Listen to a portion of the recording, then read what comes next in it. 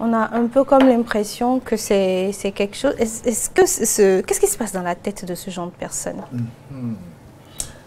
Comme je l'ai dit tout à l'heure, c'est une information qui est restée là. Et il faut que ça sorte. C'est vrai que chez nous en Afrique ici, il y a des femmes qui le font, mais ce n'est pas la chose la plus courante du côté des femmes. Mais ce qui se passe dans leur tête, c'est le besoin de consommation d'un fantasme. Parce qu'on le leur a fait, mais on savait que c'était mauvais. Et dès lors qu'on sait que c'est mauvais, tout ce qui est fantasme sexuel, mais qui est perçu comme mauvais, devient ce qu'on appelle en psychanalyse un fétiche. On parle de fétichisme. Vous l'auriez vu certainement avec des masochistes, par exemple, qui se menottent, qui se fouettent. Voilà, tout ça, c'est du fétichisme.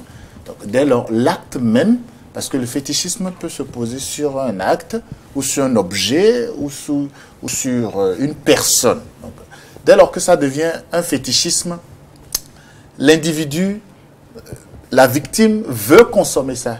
Veut consommer ça. Ce qu'on lui avait fait, il faut qu'il le fasse en retour. Il faut qu'il exprime.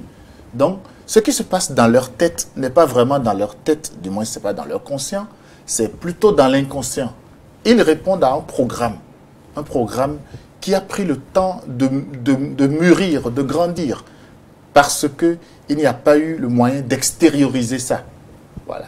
Donc, c'est plus ou moins ce qui se passe dans leur tête.